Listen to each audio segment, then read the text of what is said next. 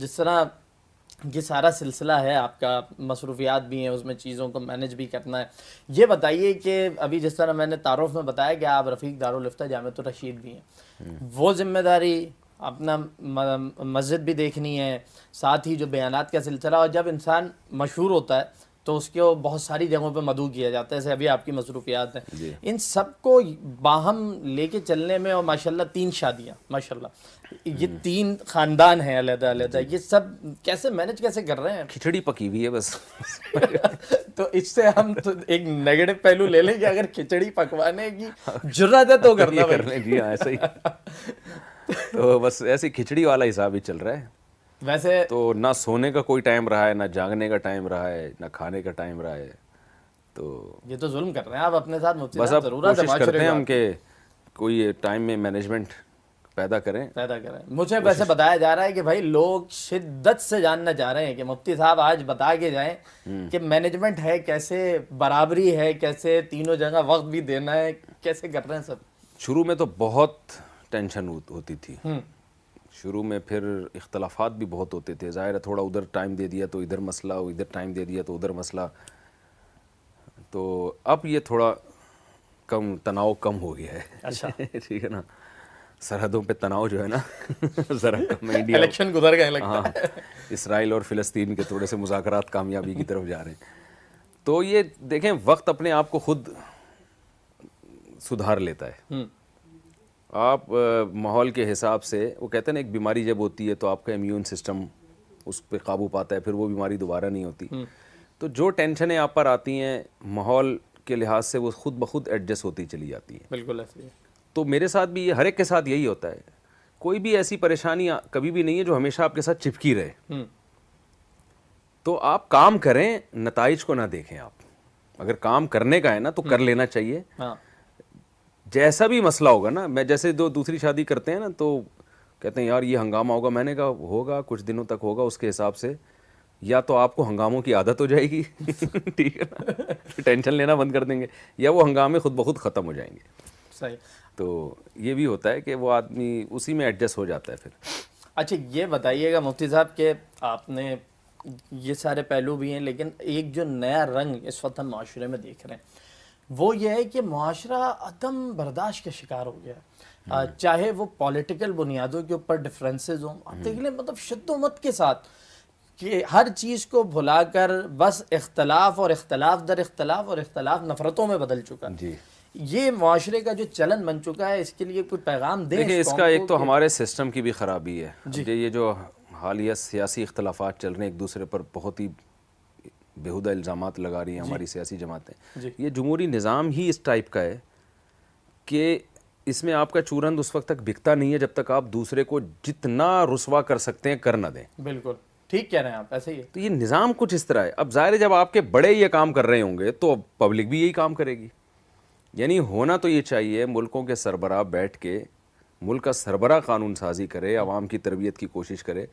وہ جب دوسرے کو تقریر کے دوران برا بلا کہہ رہا ہے، دوسرا اس کو برا بلا کہہ رہا ہے، تو دونوں کے وہ آپس میں یہی ہوگا نا. بھی دیکھیں نا وہ حرم میں کیا جی جی ہوا ہے، جا کے چور چور کے حرم میں نعرے لگائے جی، گئے. تو عدم برداشت تو ہوگی نا. تو اس لیے اب یہ سیاسی نظام تو ہم تبدیل کر نہیں سکتے. تو ہم عوام سے یہ کہتے ہیں کہ بھئی آپ ان علماء سے، ان اہل اللہ سے تعلق رکھیں جو اخلاقیات سکھاتے ہیں، صرف زبان کی حد تک نہیں. ہم نے اپنے بڑوں کو دیکھا ہے، علماء کو دیکھا ہے، ان کی بات چیت کا طریقہ، ان کی بحث کا طریقہ، ان میں برداشت. آج ہی میرا بیان اس موضوع پر ہوا ہے کہ حضرت مفتی تقی عثمانی صاحب دامت برکاتہم کے ساتھ جامعۃ الرشید کے علماء کی مجلسیں ہوئی، ہمیں بھی شرکت کا موقع ملا. ہم نے ان میں برداشت دیکھی ہے، کیسے دوسرے کی رائے کا احترام کرتے ہیں. تو یہ چیزیں اہل اللہ سے، بزرگوں سے سیکھی جاتی ہیں. بے شک اور ہمارا معاشرہ بزرگ لیس بنتا جا رہا ہے. ٹھیک ہے نا. جی، ایسے ایسے ہی. تو وہ تو کہاں سے، تو اہل اللہ سے یہ چیزیں سیکھی جاتی تھیں، بڑوں سے سیکھی جاتی تھیں. اب بڑوں کو تو، علماء کو تو، پھر جو علماء جو میڈیا پہ آ بھی رہے ہیں ان میں سب کی بات نہیں کر رہا، بہت سے ایسے ہیں وہ خود عدم برداشت سکھا رہے ہیں لوگ، وہ خود تربیت یافتہ نہیں ہوتے. ٹھیک کہہ رہے ہیں. تو وہ علماء جو ایک سلسلہ چلا آ رہا تھا نا ہمیشہ سے، تزکیہ، اہل اللہ کی صحبت، یہ چیز ختم ہو گئی ہے معاشرے سے. اسے پیدا کرنے کی اسے پیدا کرنا چاہیے، بالکل کیونکہ آپ کو سیاست دانوں سے تو یہ برداشت نہیں ملے گی. نہیں ملے گی. جی ہاں، اپنے حکمرانوں سے نہیں ملے گی. تو ان لوگوں سے سیکھیں جو جانتے ہیں، جنہوں نے اللہ کے نبی کے دین کو پڑھا ہے۔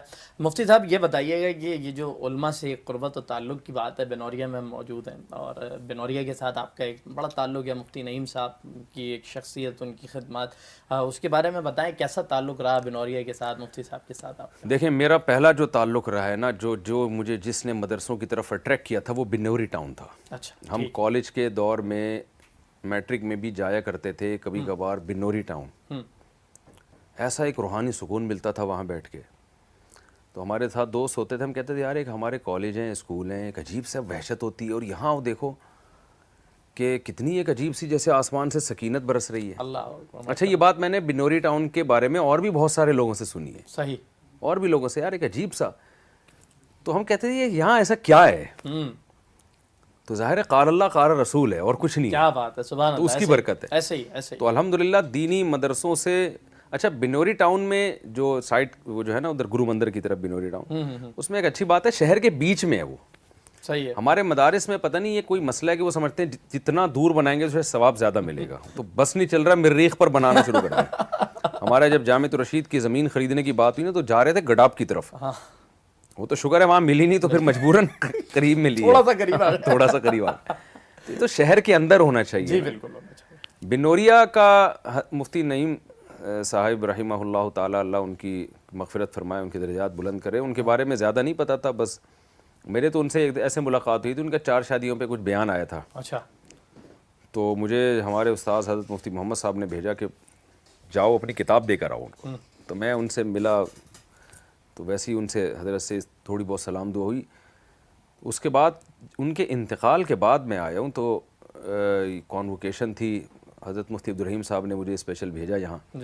پھر جب میں نے سروے کیا تو میری تو آنکھیں کھلی کی کھلی رہ گئی، میں نے کہا یار یہ تو پوری ایک دنیا ہے۔ بالکل۔ اور میں نے پھر ان سے وعدہ کیا بھائی میں اس کی ڈاکومنٹری بناؤں گا، یہ اتنے طلبہ یہاں 53 ملکوں کے 53 کنٹریز کے طلبہ یہاں پڑھ رہے ہیں، اور یہ طلبہ کب سے یعنی اپنے اپنے ملکوں میں جا کے انہوں نے بڑے بڑے مدرسے بنائے ہوئے ہیں، بڑے بڑے ادارے بنائے ہوئے ہیں، تو ہمارے ملک کا ایک بہت بڑا سرمایہ ہے۔ بالکل۔ تو وہاں سے پھر مفتی نعمان صاحب اور مفتی فرحان صاحب سے ہماری الیکس الیک ہوئی، ماشاءاللہ۔ پھر میں نے ان کو اپنے چینل میں بھی دعوت دی کہ ہم تھوڑا آپ کا انٹروڈکشن کرنا چاہتے ہیں، اکثر رمضان کے نام سے ہمارا پروگرام چلا، تو وہاں سے پھر ہمارا آنا جانا ہوا۔ ابھی تک وہ میں ڈاکومنٹری بنا تو نہیں سکا، انتظار میں ہوں، وہ کریں گے انشاءاللہ جلدی، انتظار میں ہم جی، لیکن یہ کہ آج ڈیٹ لے لیتے ہیں، لوگوں کو پتہ چلے یہاں ہو کیا رہا ہے۔ تو بس توقع رکھیں کہ اس سال میں، ہمیں پتہ ہے مصروف بہت ہے، آئیں گے انشاءاللہ۔ انشاءاللہ۔